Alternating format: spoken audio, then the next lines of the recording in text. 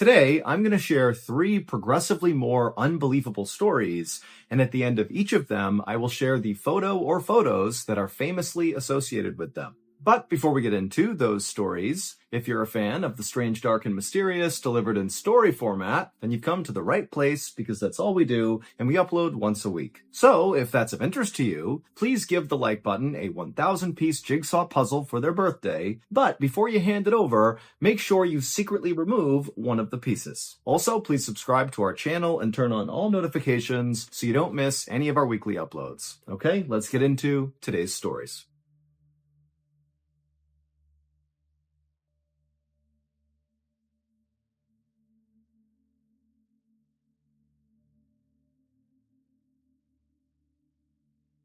Early on the evening of New Year's Eve in 2010, a 38-year-old man living in the Philippines named Ronaldo Dagsa decided he was just too tired to stay up all the way till midnight. But at the same time, Ronaldo really didn't want to miss out on all the festivities he knew would be going down out on the streets outside that night. So Ronaldo told his wife he was going to go take a nap, and could she please wake him up right before midnight, that way he could go outside and catch the tail end of the big celebration.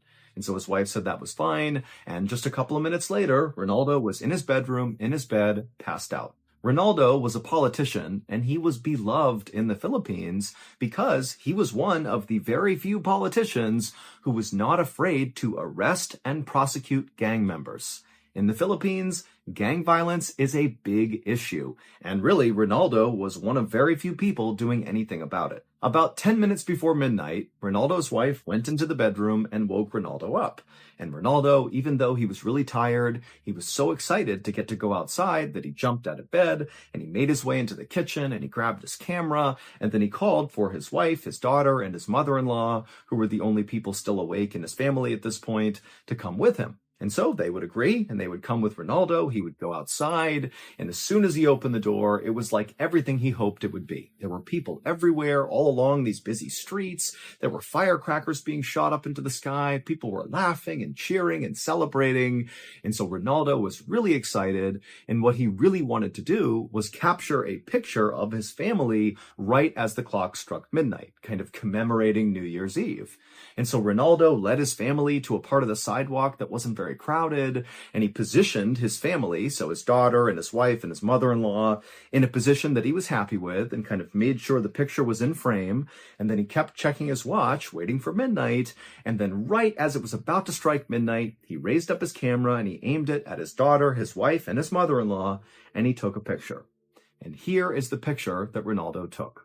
In the foreground, you can see Ronaldo's daughter on the left leaning up against the car, and then next to her is Ronaldo's wife, and then next to Ronaldo's wife is Ronaldo's mother-in-law. And all 3 women are smiling as this moment in time is captured on film. But what Ronaldo also captured on film were 2 men who he didn't know standing right behind his family. The man on the right is not looking at Ronaldo. Instead, he's looking out to the road near them and kind of staring at the festivities. He looks concerned. And then on the left is the other man who's clearly holding a gun that is aimed directly at Ronaldo. These 2 men were assassins who had been sent to kill Ronaldo. And Ronaldo took a picture at the exact moment that he was assassinated. Literally, the second this photo was taken, the man on the left in this photo fired his gun and killed Ronaldo. This photograph would be used by police to track down and arrest Ronaldo's killers. Police believe that Ronaldo was targeted because he was so anti-gang, that very likely a gang hired hitmen to kill him. Thank you to BetterHelp for sponsoring today's video. Back in 2017, when I had just left the military, I was a mental train wreck. I was totally irritable for really no reason, and I basically couldn't stand to be around anyone, even my family and friends, and I didn't know why. Now, to other people who were watching me, it might have been obvious that I was struggling with my mental health, but I didn't see that. I thought it was just a rough patch, and I would just magically get through it and go back to normal at some point. But I didn't. At least not until I took my family and friends' advice and went and spoke to a therapist. And I'm glad I did, because my therapist was able to show me that the reason I was feeling the way I was and acting the way I was because I was depressed, primarily because I had lost my military identity, something I had had for 7 years up until that point. Now, as soon as I got this diagnosis, I was a bit shocked, but at the same time, it did make a lot of sense. And more importantly, once I kind of accepted that I was depressed, I was able to actually work with my therapist to get better. And eventually, I did. Look, therapy is not a one-size-fits-all solution, but if you're struggling right now and you don't know what to do, you should really consider giving BetterHelp a try. BetterHelp is a highly reviewed online therapy platform, which means you can get the help you need right from the comfort of your own home. Get matched with a BetterHelp therapist after filling out a brief survey online, and then it's up to you how you communicate with your therapist, whether that's through text or chat or video or phone call. You can also switch therapists at any time at no additional cost. Go to our sponsor, betterhelp.com/Mr. Ballin for 10% off your first month of therapy with BetterHelp and get matched with a therapist who will listen and help.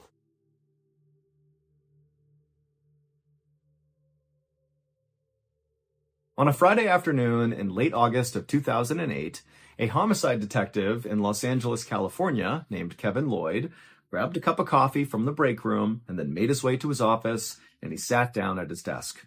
Detective Lloyd had already had a very difficult week, but now he had all this paperwork on his desk that he basically had to go through right now. He had put it off for too long, it was the end of the week, and so today was the day. And so Detective Lloyd took one more sip of coffee and then began sifting through all the papers. Now, this paperwork that Detective Lloyd was charged with going through was really just a huge stack of biographical information about gang members in and around Los Angeles. Basically, any time a gang member got arrested for anything, could be super minor, their information was added to this big dossier of biographical information. And it was the job of the homicide detectives to periodically basically go through all of this information and just kind of make sure you're up to date with what gang members were doing in and around the city. And so this was highly monotonous work, but it was necessary. So Detective Lloyd continued to flip through all these pieces of paper, and as he did, he slammed his cup of coffee, doing his best not to fall asleep from boredom. But after about 30 minutes, Detective Lloyd turned the page, and suddenly something he saw immediately stood out to him. And for about 30 seconds, Detective Lloyd just stared at the paper, having no idea what to make of what he was seeing. And what he was seeing was basic biographical information of a small-time gang member named Anthony Garcia, who had recently been arrested for driving with a suspended license. Now, to this point, many other detectives had seen this document about Anthony Garcia, and they hadn't thought anything of it. But when Detective Lloyd looked at this page about Anthony Garcia, a photo of Anthony immediately stood out to the detective. But before Detective Lloyd was prepared to run to his boss and tell him about this huge discovery he had made, he thought, you know what, I need to do a little bit more digging because this could totally be wrong. So Detective Lloyd left the paperwork on the desk, he put his coffee down, and he walked his way out of the office and down to the room in the police department where they stored all of the files for all the unsolved murder cases. And so Detective Lloyd, he goes in there and he begins walking up and down the rows until finally he found the case that he was looking for. He grabbed it and he walked back to his desk, he sat down, and he began to read it. Now, this unsolved murder case, which was from 4 years ago in 2004, did not appear on the surface to have anything to do with Anthony Garcia. But Detective Lloyd was reasonably sure that there were details in this unsolved murder case from 2004 that would prove his theory about Anthony Garcia. The file that Lloyd was reading described a murder that took place on January 23rd, 2004. That night, a 23-year-old man named John Juarez was standing in front of this liquor store called Mr. Ed's Liquors, which is located in a small neighborhood in Los Angeles. John was a devoted father to a 4-year-old girl, and he was also a devoted member of a gang. But on this particular evening, John was not doing anything criminal in front of this liquor store. He was just standing there near a street sign, kind of minding his own business. But at some point, 2 men walked up to John and asked him where he was from. But before John could even answer, one of these 2 men drew a gun and began firing shots into John, and one of those rounds struck him in the head and killed him. Now, after Lloyd had read through this file and the description of the murder several times and felt confident he had gotten all the information he could, he still wasn't sure if this was enough to prove his theory about Anthony Garcia, so he decided he would actually go to the liquor store where this murder happened and see it for himself. And so Detective Lloyd, he hopped in his car, he drove to Mr. Ed's Liquors, he parked in the parking lot, and he just looked around. He kind of scanned around the whole area. He took in the shape of the parking lot. He looked at the doors on the liquor store to kind of look at the size and the shape.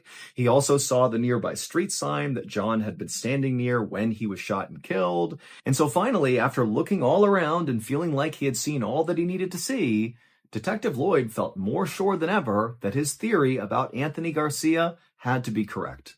And so he drove his car back to the police station, he walked right into his boss's office, and he would tell him that they have been wrong about Anthony Garcia this whole time.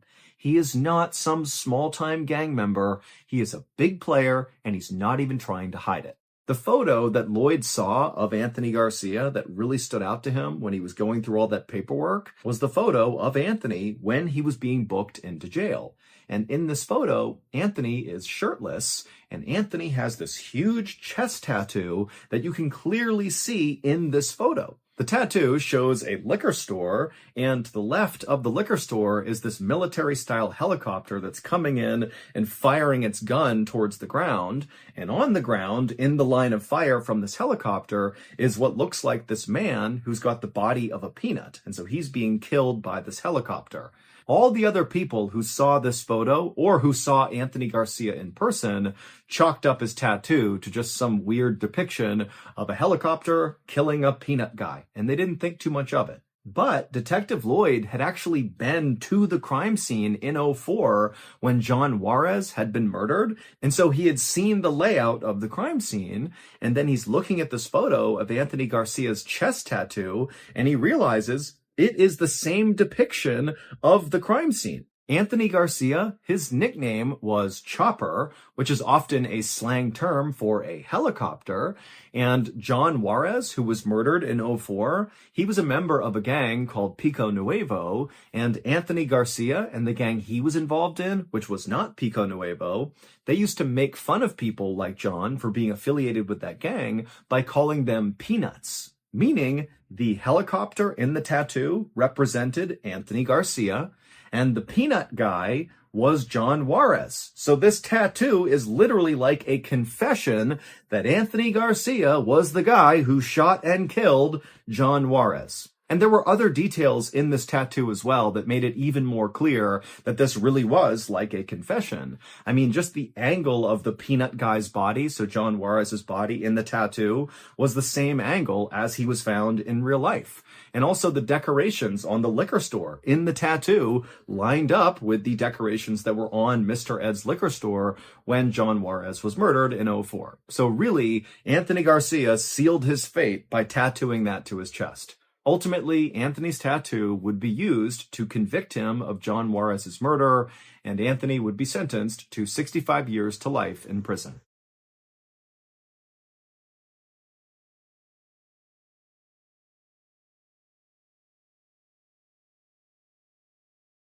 There is a very popular TV show on HBO called Curb Your Enthusiasm, and it's about the mega famous Larry David, who created Seinfeld. And so Curb Your Enthusiasm is totally a satire. It's a comedy, it's about Larry David. And in fact, Larry David plays himself in the show.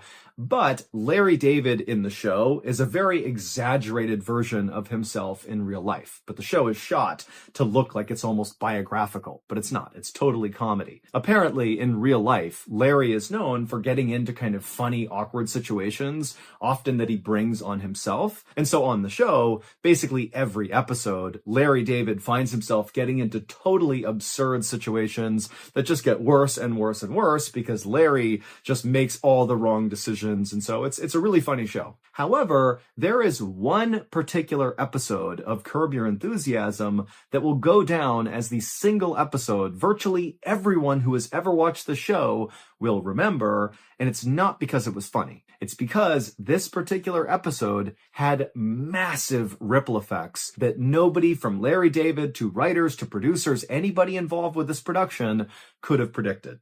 The episode in question is called The Carpool Lane, and in this episode, Larry David, the character, is late to a baseball game at Dodger Stadium. And so he's stuck in traffic and he's totally upset. And then he has this idea that if he picks up this prostitute who's right outside his car, that if she gets in the car with him, he'll now have 2 passengers in the car and therefore will be eligible to use the carpool lane that nobody else was using in this traffic jam, and that would allow him to get to Dodger Stadium faster.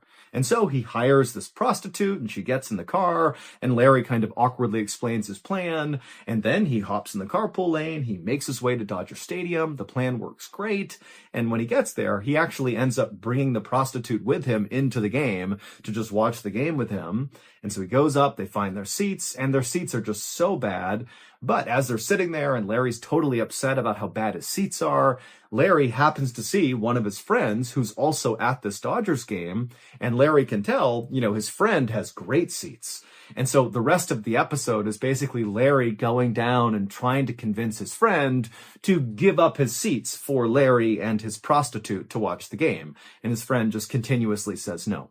And so really that's the gist of the episode. And you can see how it kind of gets more and more ridiculous and it gets really funny. But I mean, it's pretty typical writing for this show. This was not like a special show in any way. It was just kind of par for the course, Curb Your Enthusiasm. That is, until a lawyer named Todd Melnick heard about it.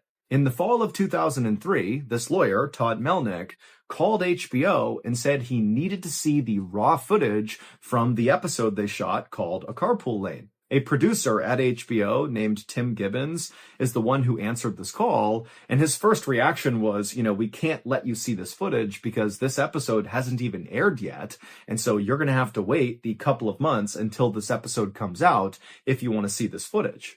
But Tim quickly noticed that Todd Melnick, the lawyer, was not about to give up this easily. He was adamant that he had to see this footage right now.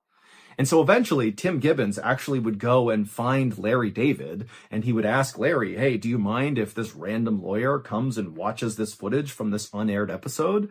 And Larry was like, okay. And so the next day, Todd Melnick showed up at HBO, and he was led into this small room with a TV, and Tim, the producer he spoke to, as well as Larry David and a few other people from the Curb Your Enthusiasm production, they all filed into this room, and all of them just sat down, and then they began playing the footage, the raw footage from the Carpool Lane episode. And as they watched this footage, which was hours and hours and hours long, the lawyer, Todd Melnick, is watching the footage and just kind of slumping into his chair, just seeming like what he was watching was making him more and more unhappy. That clearly, he was looking for something and he was not seeing it in this footage. But finally, when one of the producers put in the 5th and final tape of raw footage from this episode, Todd Melnick, as he's sitting there watching the footage, which looks basically like Larry walking up and down the steps at Dodger Stadium over and over again, and him also walking in and out of his aisle, they reshot the scene of him sitting down inside of his crappy seats. Todd's watching this over and over again, and then suddenly he sits up and he points at the screen and goes, right there! It would turn out Todd Melnick was investigating a murder case. The murder happened on May 12, 2003. A 16-year-old girl named Martha Puebla was standing in front of her house in a neighborhood in Los Angeles when she was shot by gang members because apparently a rumor had gotten out that Martha was snitching on gang members, and so she was killed. And the police actually had already made an arrest in this murder.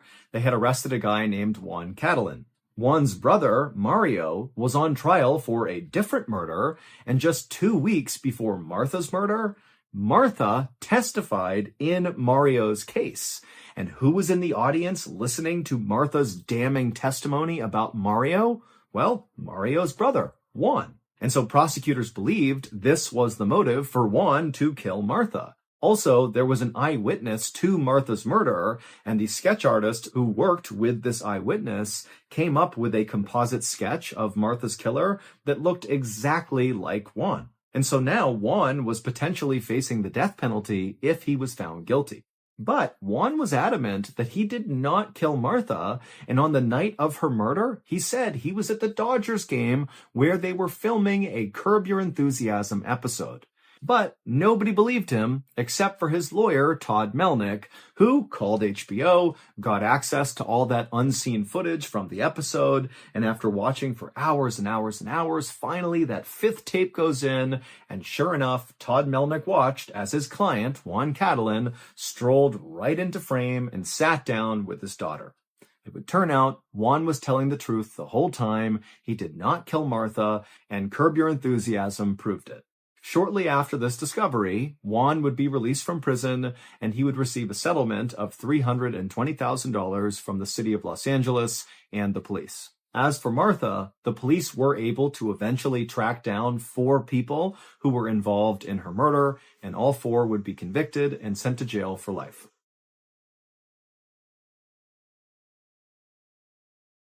There is a road in Detroit, Michigan called Knock Knock Road that is quite possibly one of the scariest places in all of America. As the story goes, there was this little girl who was biking on Knock Knock Road, and she was struck by a car. Now, the driver sped off and did not help the girl, and the driver was never caught, but the little girl, she would eventually pass away from her injuries. And since that tragedy, motorists on Knock Knock Road have constantly reported seeing glimpses of a little girl lurking around this road, often at night. But those are nothing compared to what happened to this married couple. One night, a man and his wife were coming home from dinner, and they were driving on Knock Knock Road, when suddenly, from outside the car, they heard this high-pitched scream. And so reflexively, the man who was driving slammed on the brakes, and then he and his wife looked out the window to see where the scream was coming from.